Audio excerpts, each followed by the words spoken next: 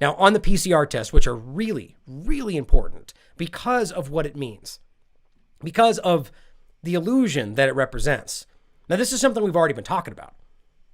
The person who created this, the idea that these things are completely inconsistent, the people who have been using them up until now are screaming about how they got false positives like crazy, right? This is where we are now, and they're using those false positives to remove your rights. So this is incredibly relevant. The article entitled, COVID-19 PCR tests are scientifically meaningless. It's pretty interesting. Now it says, though the world relies on PCR, I'm just going to call it PCR, to diagnose SARS-CoV-2 infection, the science is clear. They are not fit for this purpose. Now, it's fun to say when the science is clear, and to say that it's never clear when it comes to a conclusion they don't like. When it comes to a conclusion they don't like, we need more evidence, right? We need more research and more studies. But once they get the thing they like, well, this is sound and the science is settled. Right? Isn't that funny how that works?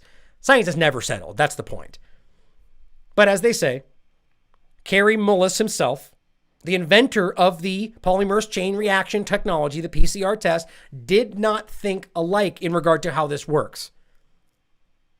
His invention, this PCR, got him the Nobel Prize in chemistry. But he's the one who has continued to say that they are not for this. Now it says, Mullis passed away last year when he's 74, but there is no doubt that the biochemist regarded the PCR as inappropriate to detect a viral infection. Now, this is common knowledge, guys. So I don't really think anyone's addressed that. Maybe they have, I haven't seen it. But the fact that the creator of this test was clearly saying it was not made to do exactly what, like, think about how important that is in this factor right now, in this dynamic. The test of the PCR test is everything in regard to these cases. And the moment they started switching into this, weird, suddenly the cases started going crazy, in addition to their inflating the numbers and changing definitions and on and on and on. But if he said it was not used for this, why is that not part of the discussion? Now it says, the reason is that the intended use of the PCR was, and still is, to apply it as a manufacturing technique, being able to replicate DNA sequences millions and billions of times, and not as a diagnostic tool to detect viruses. It's quite a big difference. Now, when it's saying detecting millions and billions, that's really the point of this. And this is what John Rappaport has talked about numerous times in regard to what this is. This is what applies more so to the viral load discussion and how you can find out how much is present in a body of some kind of substance and use that to then decide whether or not they're capable of an infection. Which, by the way, as I said the other day, is not always the case.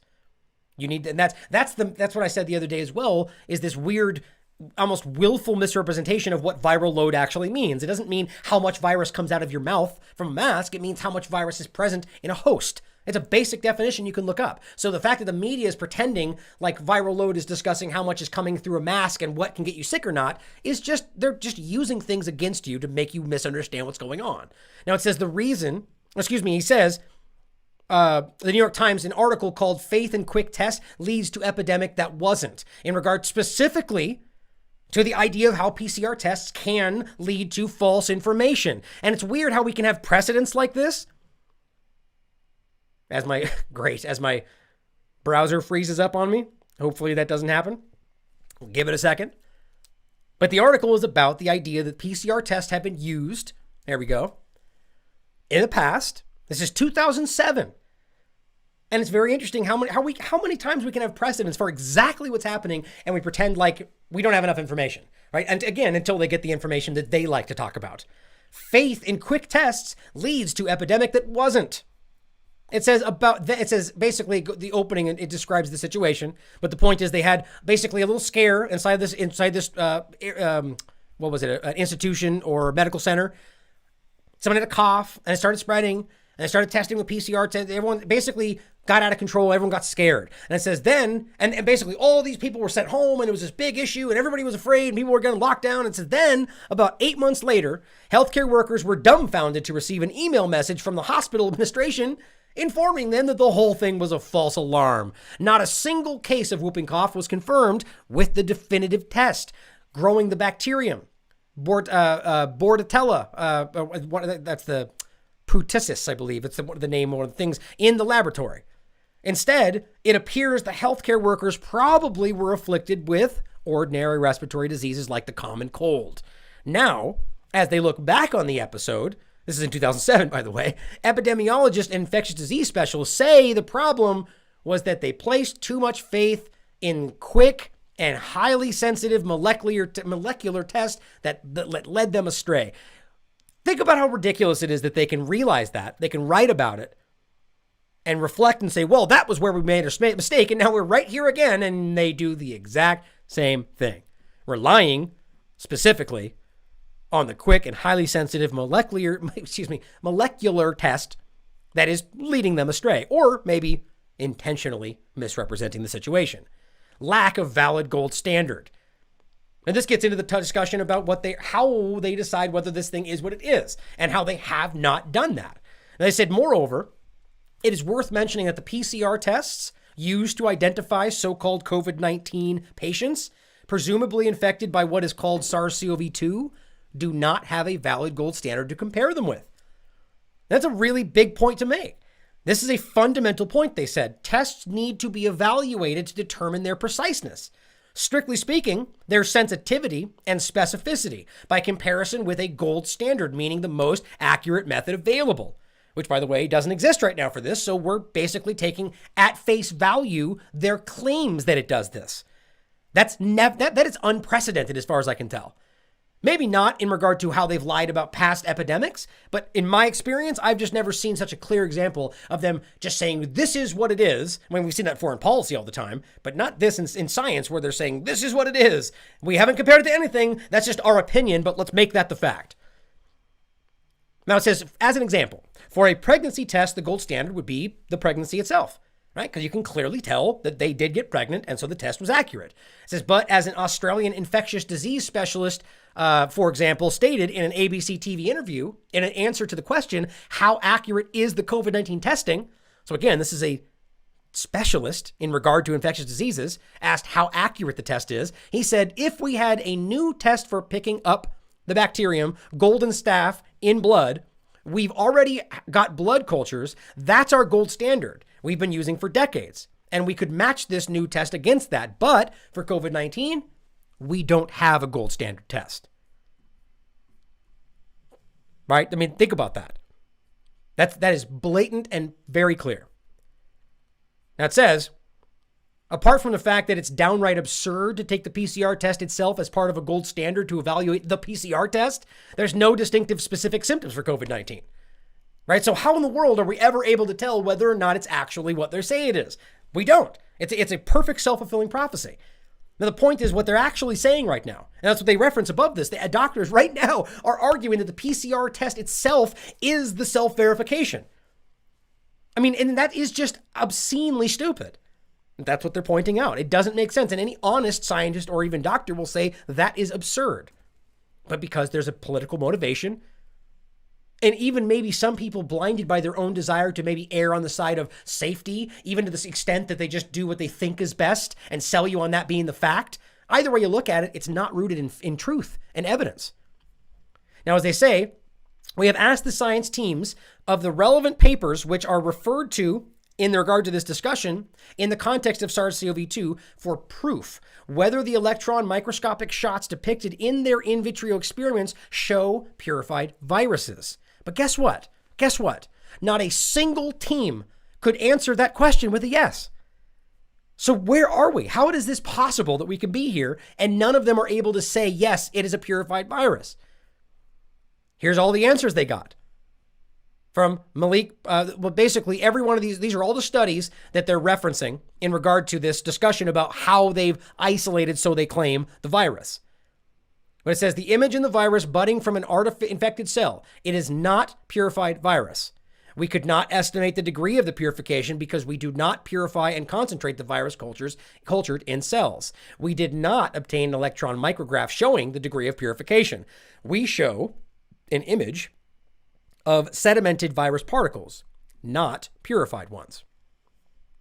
Now it says, it has to be remarked that some researchers use the term isolation in their papers, but that the procedures described therein do not represent proper isolation purification process. So that purification is what we're talking about here.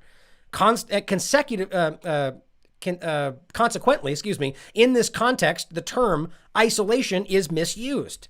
Thus, the authors of 4 of the principal early 2020 papers claiming discovery of a new coronavirus concede that they have no proof that the origin of the virus genome was viral-like particles or cellular debris, pure or impure, or particles of any kind.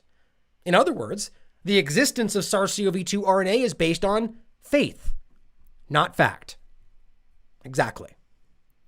Now, guys, for all those that this is gospel now, even just saying something like this is they're fake news. This is disgusting. How dare you? So irresponsible. Despite the fact that we're literally these are direct responses from the very people who conducted the studies they're using to claim it was isolated, and they're straight up telling you it was not purified. Pretty damn interesting and very, very clear. Now it says they asked Dr. Kalischer whether he knows one single paper in which SARS-CoV-2 has been isolated and finally really purified. His answer: I know of no such publication. I have kept an eye out for one. You know what that means? That it hasn't happened. And so we're running forward now on faith, on the word alone of career liars who are now using that word to capitalize monumentally on power, control, profit, stealing from you, bailing out companies, overtaking our financial system, creating surveillance networks. I mean, you go on and on and on based on things that they have never shown to you. And in fact, I would argue means that it's not what we say it is. But it says, in addition, and this is what I keep pointing out, there is no scientific proof that these RNA sequences are the causative agent of what is called COVID-19, right? And this is where we get into the idea of the virus and the disease, right? The virus being SARS-CoV-2 causing COVID-19. Another point is that they've never satisfied Koch's postulates in regard to this exact point. Now, in order to establish a causal connection, meaning that what they're finding is causing COVID-19 one way or the other, beyond virus isolation and purification, it would have been absolutely necessary to carry out an experiment that satisfies the 4 Koch postulates. But there is no such experiment, right? As Dr. Coffin pointed out, and anybody honest will tell you right now. And as Omri Duvray and Rosemary Frey recently revealed for Off Guardian. But even researchers claiming that they've done it, in reality, did not succeed. And they go through and very clearly make that case. And it's easy to tell when you understand what these things mean.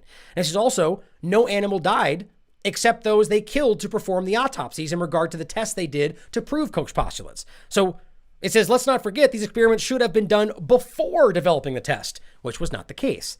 But the idea is that these animals essentially had they only died when they did autopsies on them. And this is the idea that we're supposed to be testing this wildly virulent and dangerous disease.